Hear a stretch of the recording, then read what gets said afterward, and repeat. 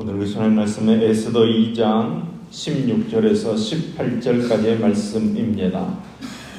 구약성경 752쪽입니다. 에스더 2장 16절에서 18절까지의 말씀입니다. 에스더 2장 16절에서 18절까지 말씀을 우리 같이 한 목소리를 읽겠습니다. 아하수에로 왕의 제7년 10월 곧 데벨월에 에스더가 왕궁에 인도되어 들어가서 왕 앞에 나가니 왕이 모든 여자보다 에스더를 더 사랑하므로 그가 모든 처녀보다 왕 앞에 더 은총을 얻은지라. 왕이 그의 머리에 관을 씌우고 와스디를 대신하여 왕으로 삼은 후에 왕이 크게 잔치를 베푸니 이는 에스더를 위한 잔치라. 모든 지방관과 신하들을 위하여 잔치를 베풀고 또 각 지방의 세금을 면제하고 왕의 이름으로 큰 상을 주니라. 아멘, 아멘. 오늘은 에스더 1장에서 4장까지의 말씀을 통해 하나님께서 주시는 은혜를 함께 나누겠습니다. 에스라와 느헤미야 선지자의 말씀을 듣고 이스라엘 백성들이 중단된 예루살렘 성전을 다시 건축하기 시작하고 성전을 완공하고 또 성벽도 다시 재건하게 됩니다. 이렇게 바벨론에서 돌아온 포로 교양 공동체 속에서 이런 일들이 일어나고 있을 때 페르시아에 남아있는 사람들 속에서도 한 사건이 벌어지게 됩니다. 본문은 아하수에로 왕 때에 있었던 일입니다. 아하수에로 왕은 바사와 메대의 장수와 각 지방의 귀족들과 지방관들을 모아서 잔치를 베풉니다. 그 잔치는 180일, 그러니까 무려 6개월 동안이나 계속되어집니다. 아하수에로 왕의 잔치는 국력 과시를 위한 것이었습니다. 그런데 이 잔치는 180일로 끝나지 않습니다. 이 잔치가 마무리되고 왕은 7일간 추가적인 잔치를 진행합니다.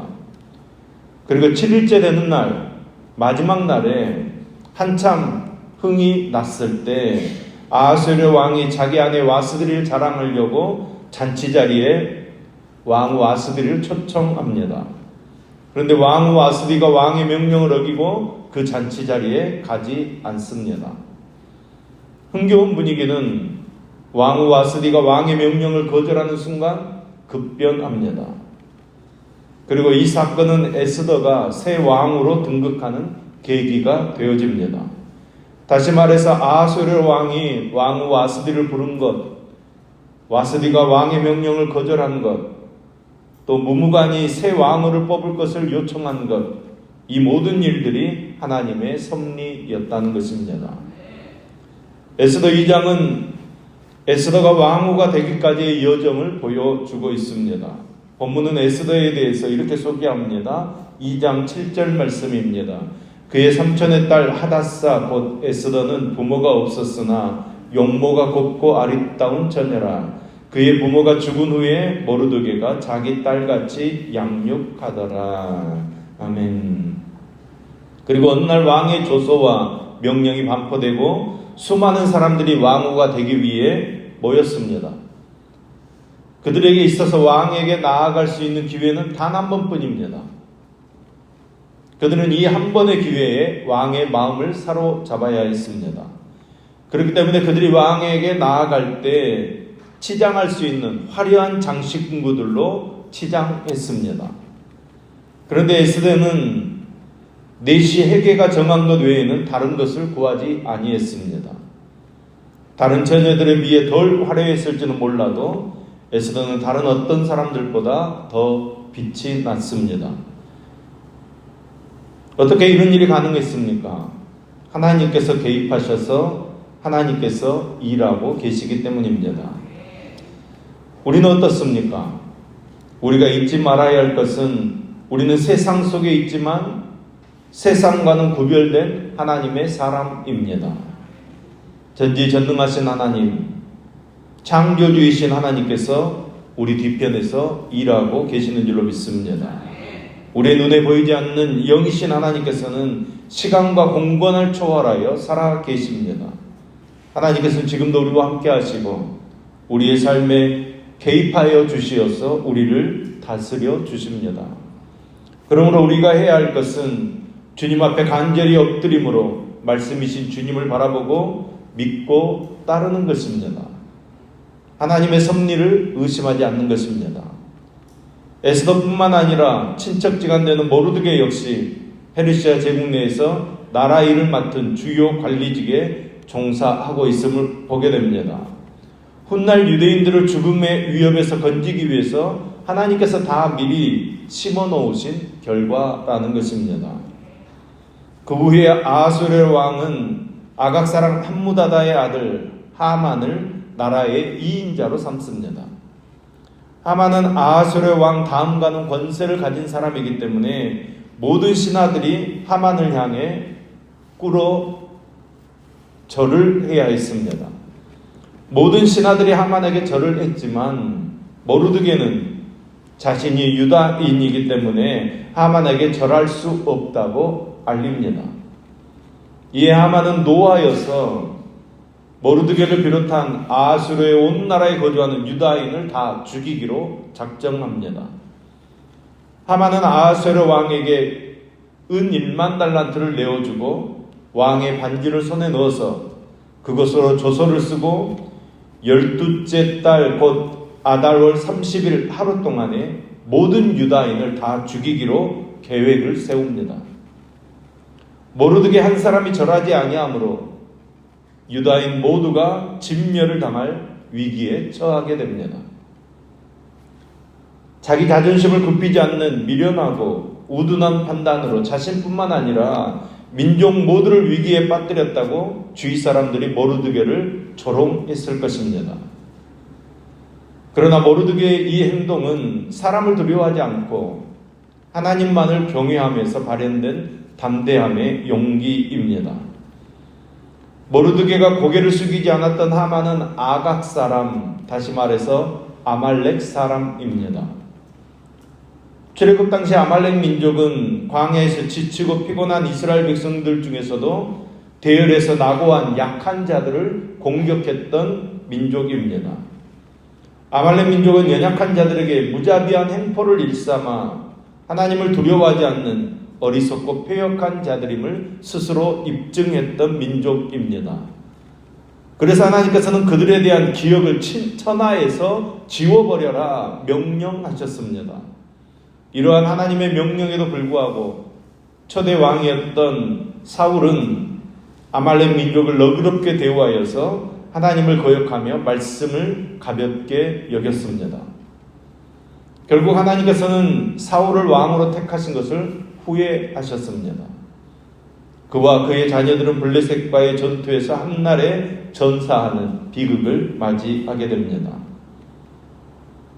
기름 부음 받은 왕으로서 마땅히 행해야 할 바를 지키지 않았던 사울과는 달리 모르드게는 출애굽 당시 하나님 말씀에 순종하여 하만에게 절하지 아니하고 그의 존재를 거부하고 기억에서 지워버리려고 했습니다. 그러니까 모르드게는 눈에 보이는 거대한 권력을 가진 하만보다는 눈에 보이지 않는 하나님을 믿으며 두려워했습니다. 영이신 하나님을 말씀으로 보고 쫓으며 순종했다는 것입니다.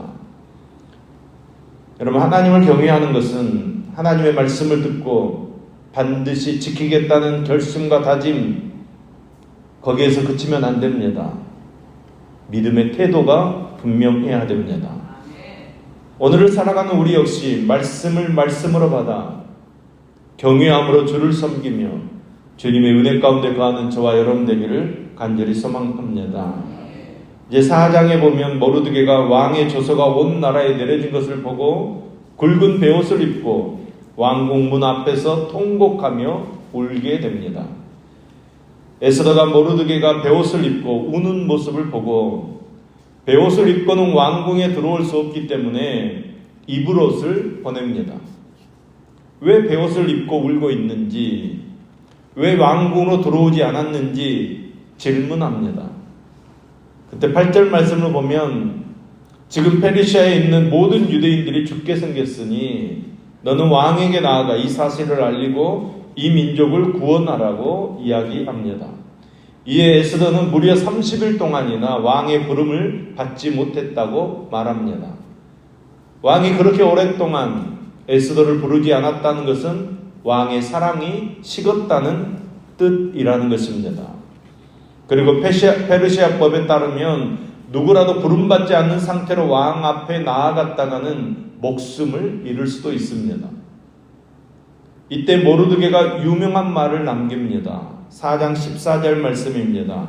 이때 내가 만일 잠잠하여 말이 없으면 유다인은 다른 데로 말미암아 노임과 구원을 얻으려니와 너와 내 아버지의 집은 멸망하리라. 내가 왕후의 자를 얻은 것이 이때를 위함이 아닌지 누가 알겠느냐. 아멘. 이것이 모르드게의 믿음이기도 하고 모르드게를 통한 하나님의 말씀입니다. 하나님께서는 각자에게 사명을 주십니다. 생명을 주신 분이 하나님이시기 때문에 각자의 생명에는 힘과 능력과 때로는 권력과 재능을 부어주시어서 다른 생명을 살리는 사명을 주시는 것입니다. 그런데 내게 주신 힘과 능력과 재능과 권력을 가지고 자기 혼자 살겠다고 권력을 휘두르고 교만하고 방자히 살아가다 보면 결국 하나님께서 주신 것도 다 빼앗겨버리고 스스로 그 생명을 부끄럽게 하는 삶을 살게 되는 것입니다. 오늘도 우리가 이 땅에서 내게 주신 가정과 직장과 기업 안에서 하나님께서 주신 사명을 발견하고 그 사명을 감당하게 될 때 많은 사람들에게 유익을 끼치고 덕을 끼치고 옳은 대로 인도하는 정말로 사명을 감당하는 삶을 사는 저와 여러분 될 수 있기를 예수님의 이름으로 축복합니다. 하나님께서 나에게 어떤 사명을 맡겨주셨는지 말씀을 통해 그것을 분별할 수 있게 되고 그 사명을 잘 감당하는 저와 여러분 될 수 있기를 예수님의 이름으로 축복합니다. 기도하겠습니다. 하나님 아버지, 이 어두운 세상 속에서 하나님을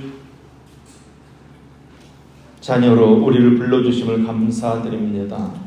수많은 사람들 중에 우리를 먼저 주의 자녀로 부르심은 혼탁한 이 시대 속에서 우리가 에스더의 소명을 감당하기를 원하시기 때문임을 우리가 기억하고 이 세상을 향한 우리의 책임을 다할 수 있도록 힘과 용기를 더하여 주시옵소서. 보이지 않는 영이신 하나님께서 이 세상을 통치하시고 다스리고 계심을 믿습니다. 그리고 하나님의 은총 속에서 우리가 살아가고 있음을 깨닫습니다. 에스더를 통해 말씀해 주시는 메시지를 기억하며 말씀 대신 하나님 바라보고 믿고 따라가게 하여 주시옵소서. 세상 앞에 당당하게 서서 구별되게 행하는 하나님의 사람으로 우리를 세워 주시옵소서.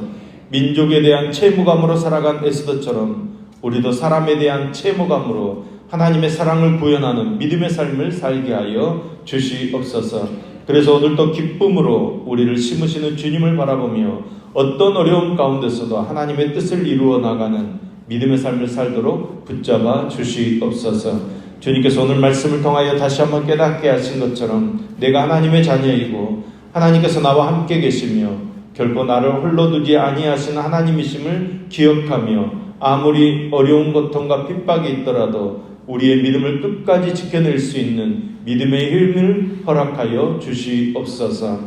이 아침에도 소원을 품고 1천만 연금 드리는 임상훈 청년, 이민숙 집사님의 손길을 기뻐 받아 주시옵소서. 더 주님 붙잡고 주님의 은혜 가운데 거하는 삶이 되어서 하나님의 나라를 이루어 가도록 축복해 주시옵소서. 오늘 생일 맞은 사랑사구역 안선옥 집사님을 기억하여 주옵소서. 자녀들이 믿음과 신앙 가운데서 비전을 가지고 살아가게 하시며 가정 모두가 건강하게 하나님의 은혜를 누리는 복된 삶을 살게 하옵소서. 믿음 29역 송등현 집사님을 기억하여 주옵소서. 항상 주님 안에서 강건하게 하시고 성령으로 충만케 하시며 치료 중인 자리가 잘 회복되어지도록 함께하여 주시며 가족들 건강과 자녀들을 하는 모든 일들 가운데 은혜를 부어 주시옵소서. 기쁨 2구역 김경화 집사님을 기억하여 주옵소서. 가족 모두 건강하게 하시며 자녀들에게 하나님 알아가는 지혜를 허락해 주시며 말씀으로 새롭게 되어 천국의 복을 받도록 은혜를 베풀어 주시옵소서. 은혜 10구역 김기태 집사님을 기억하여 주옵소서. 야구하고 있는 아들의 앞길을 열어주시며 딸 학업 가운데 지혜를 주시며 운영하는 식당, 엄간의 시골집 뼈해장국에 축복하여 주시며 가족 모두 신앙이 깊어지며 하나님의 은혜 안에 거하게 하여 주시옵소서. 오늘도 우리가 하나님만 바라봅니다. 고난에 처한 모든 이들을 한 사람도 실족하지 않도록 구하여 주시고 몸이 연약한 모든 분들에게 강건함을 허락하여 주시옵소서. 저희가 아는 병에서부터 모르고 사는 병까지 모두 다 고쳐 주시옵소서. 영혼이 흔들리고 마음의 터가 불안한 이들을 긍휼히 여겨주시어서 모든 우울증이 떠나가고 불면증이 떠나가고 염려와 불안과 불신과 질투에서 벗어나게 하여 주시옵소서. 감사함으로 찬양드리며 주의 은혜를 누리며 주의 복음을 증거하는 삶을 살아가도록 붙잡아 주시옵소서. 예수님의 이름으로 기도합니다. 아멘.